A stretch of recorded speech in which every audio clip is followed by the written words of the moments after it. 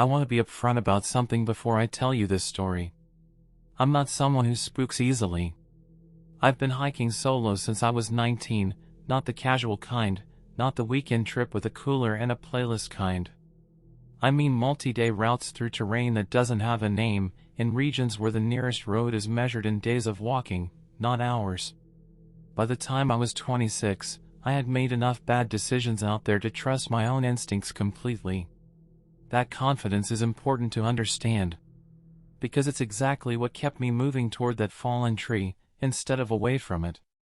I'd crossed that stretch of forest 4 times over 3 years. Always alone. Always the same unmarked route I'd worn into the ground myself. I knew every turn by the way the light came through the canopy at different hours. There's a specific gold that hits around 4 p.m. in late October that I'd seen enough times to use it as a landmark. I was 3 miles from camp, moving at a comfortable pace, when the roots of a fallen oak stopped me cold.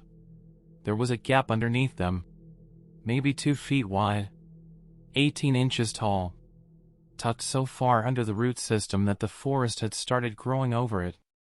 Moss on the upper edge, ferns pushing in from both sides. Under any other circumstances, I walk right past it, but the light caught something inside. A flat surface, a right angle, the kind of geometry that has no business existing in a natural cave. I crouched down. I want to tell you I felt afraid at that moment. I didn't. What I felt was something quieter than fear, like a volume dial being turned all the way down on 7 years of confidence. I just went still. And I looked. What I saw when my eyes adjusted was not a natural formation. It was a shelter. Not a rough one, a deliberate, constructed, recently used shelter. There was a low wooden frame built against the back wall, jointed and fitted, the kind of work you do when you know what you're doing and you're planning to stay.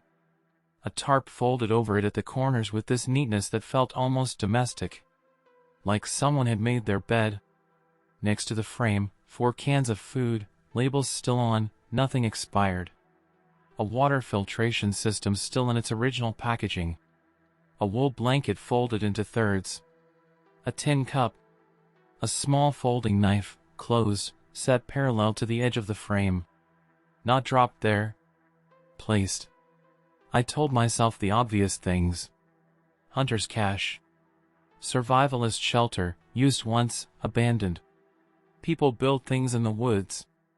I've done it myself, food cache here, rain tarp there. There was nothing here that required anything beyond the simplest explanation. Then I saw the cup. It was sitting upright on the edge of the frame. There was water in it. Not rainwater, the shelter's roof would have blocked that. Water that had been poured.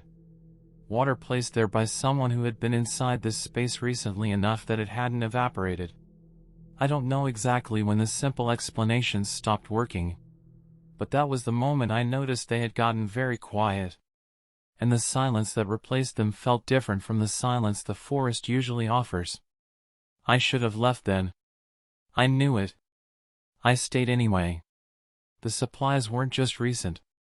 They were organized in a way that suggested habit, cans stacked in a rotation that meant someone was cycling through them regularly, the blanket folded with the kind of automatic precision that comes from doing the same thing every single day.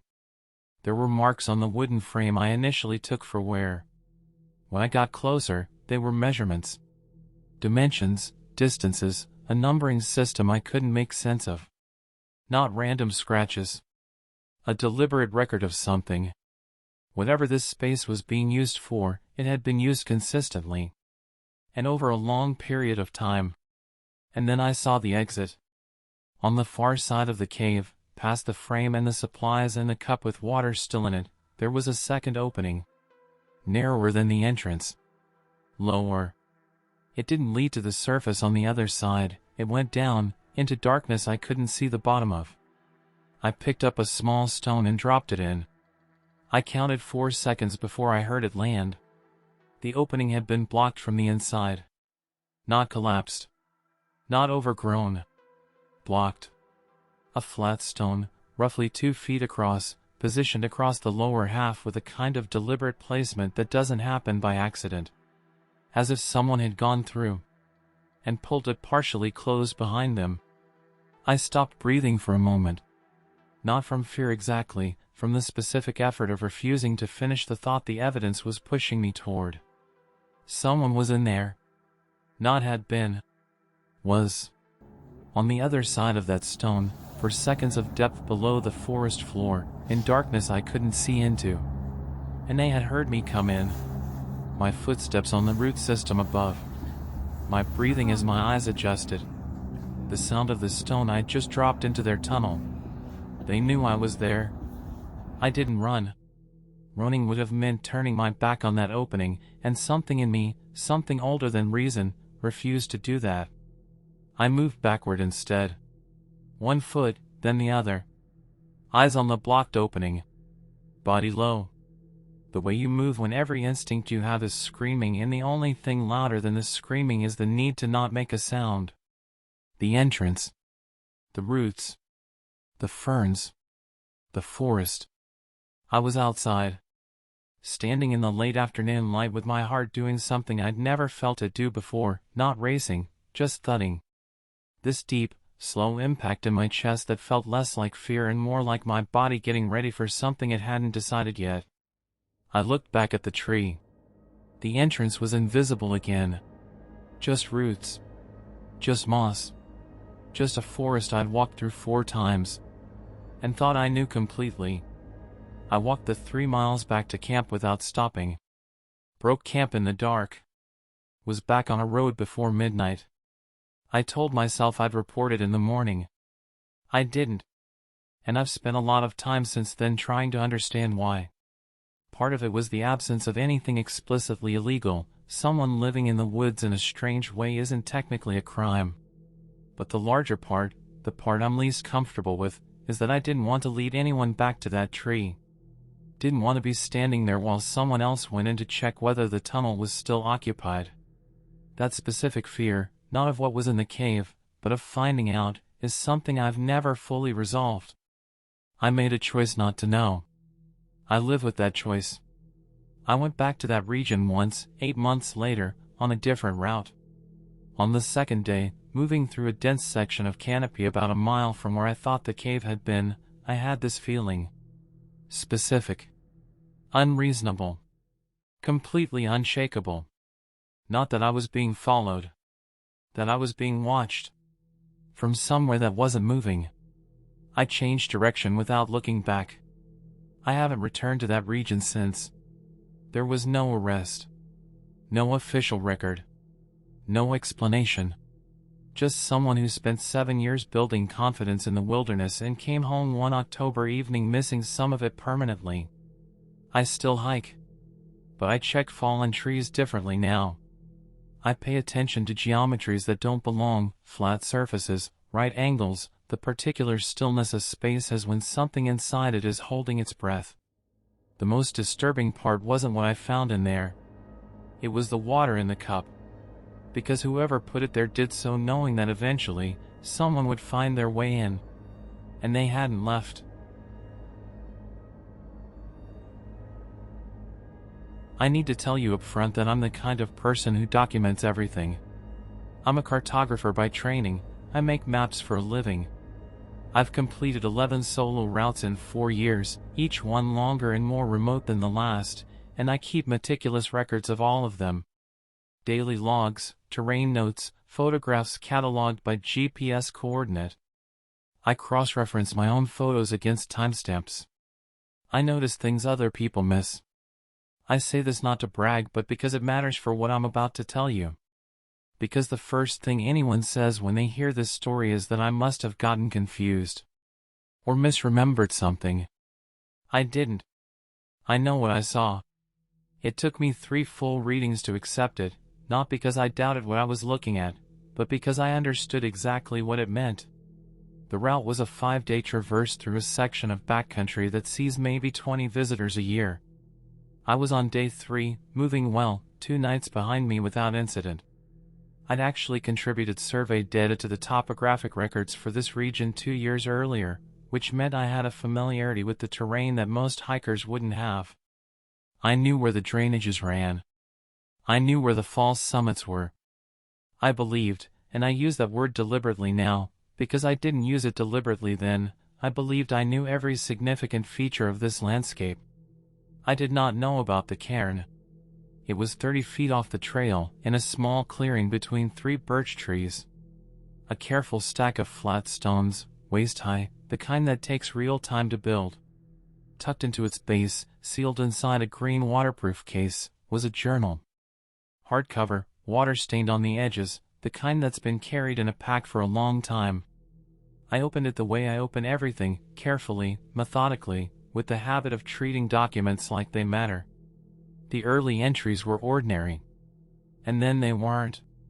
The first 60 pages were standard trail journal content, dates, weather, mileage, water source notes, occasional sketches. Different handwriting in places, suggesting multiple contributors over what looked like 18 months.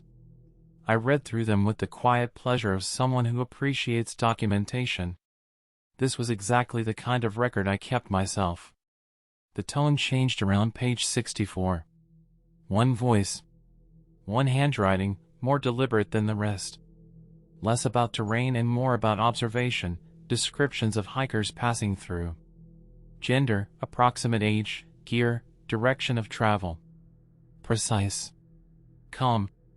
I told myself it was trail monitoring, citizen science, someone interested in usage patterns in a low-traffic area. Unusual, but not alarming. I kept reading. Page 71 stopped me completely. The entry was dated, and the date was 2 days from now. Same handwriting. And what it described, in the same calm, precise language as everything before it, was a hiker. Female. Approximately 30 years old. Short dark hair. Large pack, olive green, yellow stuffed sack clipped to the outside. Trekking poles with blue wrist straps. Moving north on the main traverse. And the detour I had taken that morning, off-trail, down a dry stream bed, through a rockfall section I'd noted in my own surveyed data 2 years earlier, was there. Written down. On a page dated 2 days in the future. By someone who already knew I was coming. I read it 3 times. Each time looking for the mistake, the detail that didn't match, the version of events that let me explain this away. The hair was right. The pack was right. The stuffed sack was right. The trekking poles were right.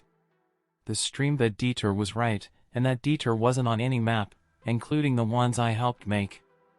I'd taken it on impulse, alone, with no one watching. Or so I'd believed. I turned to the pages after the entry about me. 3 more. Same hand, same tone, same precision. They described what I was going to do next, not vaguely, but specifically. The campsite I'd choose that evening, a flat shelf of rock above a small creek, 2 dead pines as a windbreak to the north. I'd been planning to camp there since that morning. It was in my own notes. The next entry described a blaze marker damaged by a falling branch, something I couldn't have known about until I reached it.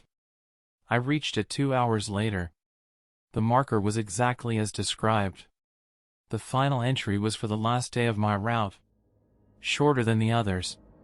2 sentences. The first described the time I was likely to arrive at the trailhead, calculated from my pace over the previous days. The second said, "I'll be there when you do." I didn't sleep that night. I made camp on the rock shelf, because it was still the safest option and abandoning sound judgment felt more dangerous than maintaining it, but I did not sleep. I sat with my back against the larger of the 2 dead pines, facing the direction I'd come from, and I thought with the kind of clarity that only arrives when you're genuinely scared and can't afford to be. Someone had been watching me for at least 3 days. Possibly longer. They knew my gear. They knew my habits. They had predicted my decisions with an accuracy that required either extraordinary observation or prior knowledge of my plans.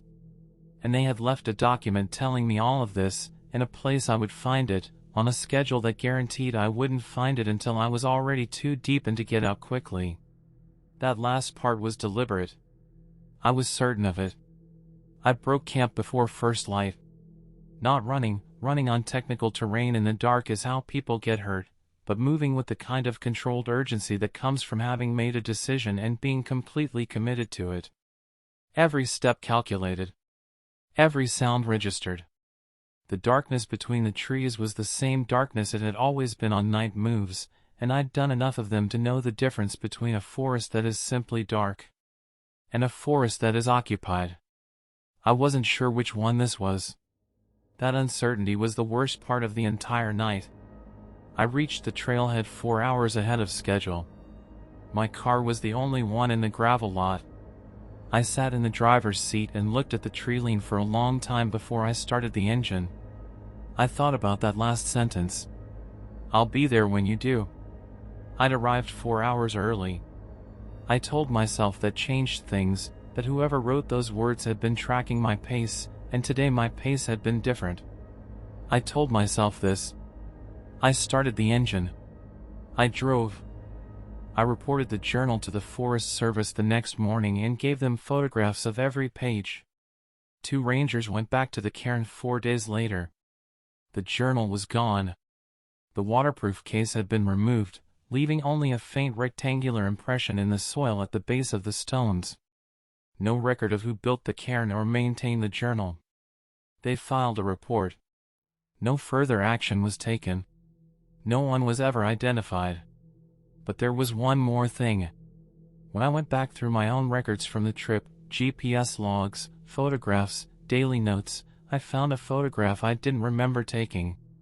It was in my sequence, timestamped between 2 images I do remember, shot from a slightly different angle than my usual documentation style. The framing was slightly off. The focal point was wrong. It was in my camera. On my memory card. Logged under my GPS coordinates. I have no explanation for it. I've never been able to construct one. Because what it suggests, the only thing it suggests, is that at some point during those 3 days, someone else had my camera in their hands. While I was there. While I believed I was completely alone. I still can't account for when. I still make maps. I still hike remote terrain, though less frequently now, and never on routes I haven't shared with at least 2 people in advance. I carry a satellite communicator on every trip, something I resisted for years because I felt like it undermined the self-sufficiency I valued about solo travel. I don't feel that way anymore. What changed wasn't my confidence in the wilderness. It was my confidence in my own perception of it. I'd spent years believing that my training and my attention made me harder to surprise than most people. What that journal taught me is that there's a category of attention that operates on a completely different level, patient, systematic, invisible until it decides not to be. The map I helped make for that region sits in a drawer in my office. I haven't opened it in 2 years. I've thought about throwing it away. I haven't. When someone asked me why, I didn't answer right away. Then I said, because throwing it away would feel like admitting that whatever is out there still owns that place. And I'm not willing to give it that. I just haven't been back. I spent 6 years as a search and rescue volunteer. 6 years finding people who got lost in wild places, people who made mistakes, people who trusted their environment and paid for it. I know what wilderness danger looks like. I've studied it, trained for it, responded to it more times than I can count. I say this because what I'm about to tell you shouldn't have been possible. Not to me. Not with my background. And the fact that it happened to me specifically, is the part one still haven't fully made peace with. A knee injury ended my SAR career about 3 years before this trip. The same knee was the reason I chose this particular route, a 3-day loop through backcountry I knew well, moderate difficulty, nothing that would stress the joint beyond what the physio had cleared. I'd done versions of this route 4 times before. I left my itinerary with a friend, confirmed my return time, established a check-in protocol. The kind of preparation that, in 6 years of SAR work, I had seen save lives. I drove to the trailhead on a Thursday morning, shouldered my pack, and started walking. I noticed nothing unusual on day 1. Nothing on day 2. Nothing on day 3. 22 miles, 4 campsites, 2 days of variable weather. My training did exactly what it had always done, gave me a clear, continuous read of my environment that I trusted completely. The note was under my windshield wiper when I got back to my car. And it told me, in plain language and precise detail, exactly how wrong that trust had been. It was a single sheet of white paper, folded once, dry despite the light rain that had started during my last hour on the trail. I saw it from 10 feet away, still wearing my pack, and my first thought was administrative, a parking citation, maybe, or a permit notice from the land management agency. I reached for it without breaking stride, unfolded it while setting my pack against the rear bumper, and started reading. The first line described my first campsite. Not generally.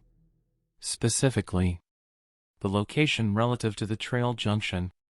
The way I'd positioned my tent entrance facing east to catch the morning light. The detail that I'd moved the stake positions on the north side because the first placement had hit a buried root. I remembered doing it. I remembered the specific frustration of that buried root, the adjustment, the way the ground felt different 6 inches to the left. I stood at the rear of my car and kept reading. The second campsite. The decision to stop early on day 2 because I'd covered ground faster than planned and wanted to rest the knee, a decision I made privately, alone, for reasons I hadn't told anyone. The fact that I'd soaked my feet in the creek for 20 minutes before cooking. I turned the paper over. Day 3, the detour around a muddy section of trail, the pause on the south-facing ridge where I ate lunch and read for 40 minutes, the route adjustment in the final 2 miles to avoid a section of blowdown. I reached the end. The last sentence read, "I want you to know that I was with you the entire time, and you never once looked in the right direction." I read it 4 times. Methodically, the same way I'd approached grid searches and evidence documentation for 6 years. I was looking for the error. The detail that was close but not quite right. The indication that this was an educated guess rather than direct observation. I didn't find one. Every detail was precisely accurate. Not approximately, precisely. The kind of accuracy that requires presence. And the detail about the knee, the real reason I'd stopped early on day 2, was the one that hit hardest. I hadn't told anyone about the knee on this trip. It wasn't in my filed itinerary. It wasn't something a person could infer from watching me walk, because I'd learned to manage the compensation well enough that most people don't notice. Whoever wrote this note hadn't just observed my movements. They'd observed me closely enough to understand my reasoning. I thought through the geometry. 3 days, 22 miles, 4 campsites, terrain with limited predictable choke points.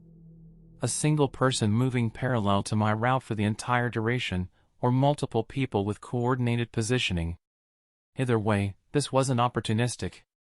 This was planned. Someone had decided in advance to follow me, or had been watching the trailhead and made the decision when I arrived. I set the note down on the hood of my car. I looked at the tree line. 20 feet from the nearest vehicle. Dense enough to stand in without being visible from the lot.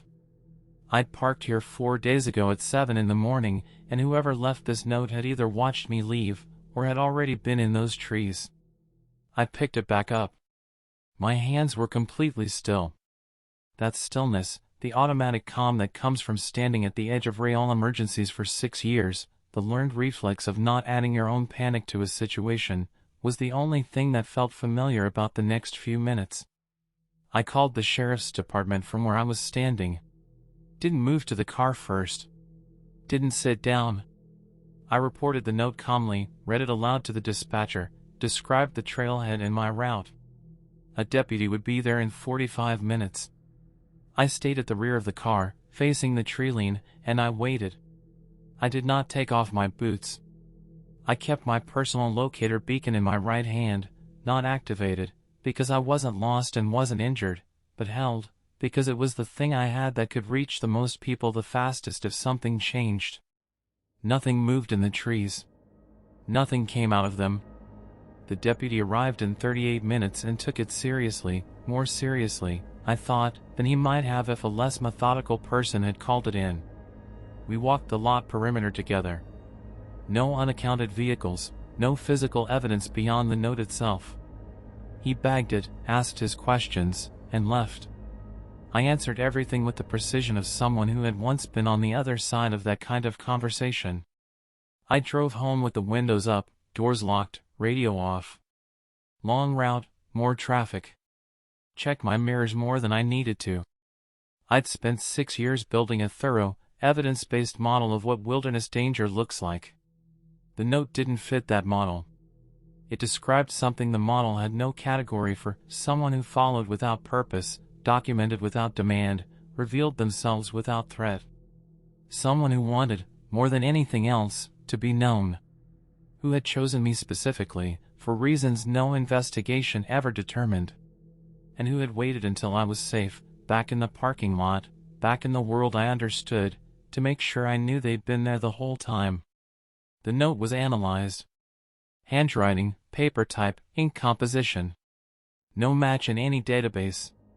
The content was verified against my own documentation, GPS track, photographs, daily log.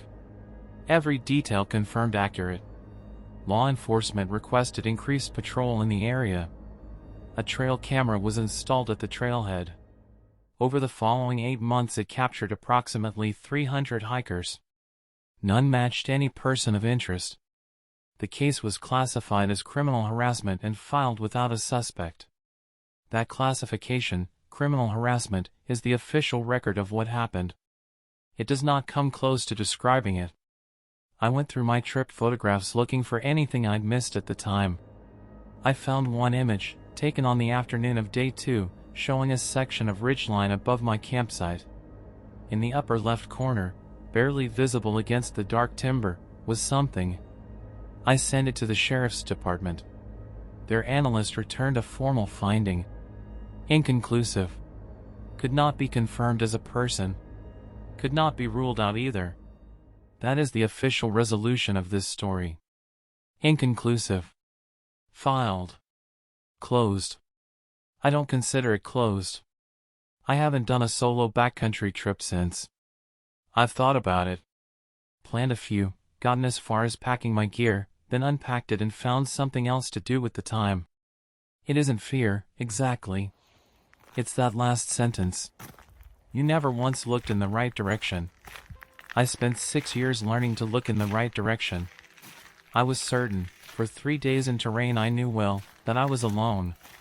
And I was wrong in a way my training gave me no tools to correct, because whoever was out there wasn't making mistakes, wasn't leaving signs, wasn't doing anything my model of danger would have flagged. They were just there. Patient. Invisible.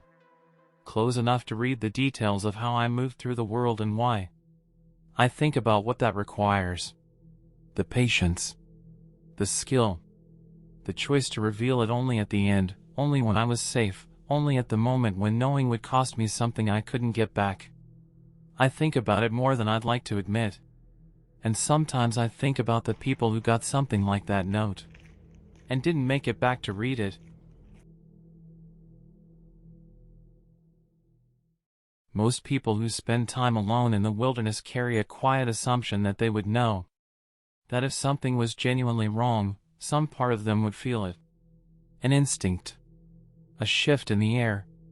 That specific weight at the back of the neck that arrives before your brain has finished processing. It's a confidence nobody talks about out loud because it doesn't need to be said. You'd know. You're sure of it. The 3 people in these stories were sure of it too. Every one of them was experienced. Every one of them was prepared.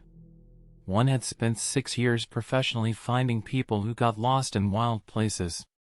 One had helped draw the maps of the region she was hiking through. One had been navigating unmarked backcountry alone since he was 19. And every single one of them missed it, not because they were careless, but because whatever was out there with them had learned, long before they arrived, exactly how not to be found.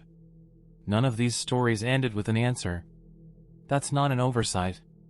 That's the nature of what happened to each of them. The wilderness doesn't close cases. It keeps what it wants to keep, and what it gives back is almost never the whole thing. What all three of them share isn't the specific shape of what found them. It's the timing of the realization, that specific, irreversible moment when the evidence stopped being deniable and the understanding arrived, complete and unwelcome, that something had been present the entire time. For one of them it was a blocked tunnel in the dark. For another it was a sentence on a page dated 2 days in the future. For the third it was a note under a wiper that knew things no one should have known. In each case, by the time they understood, there was nothing left to do with the understanding except carry it. The question worth sitting with, the one that stays after the stories are over, isn't whether this could happen to you. It's simpler than that. It's this: the last time you were somewhere alone and felt, just for a moment, like something was slightly off, what did you do with that feeling? Did you stop? Did you look? Did you take it seriously, even for a few seconds? Or did you find the comfortable explanation and keep moving? Because every single person in these stories had that feeling. Every one of them reached for the comfortable explanation. And every one of them was wrong.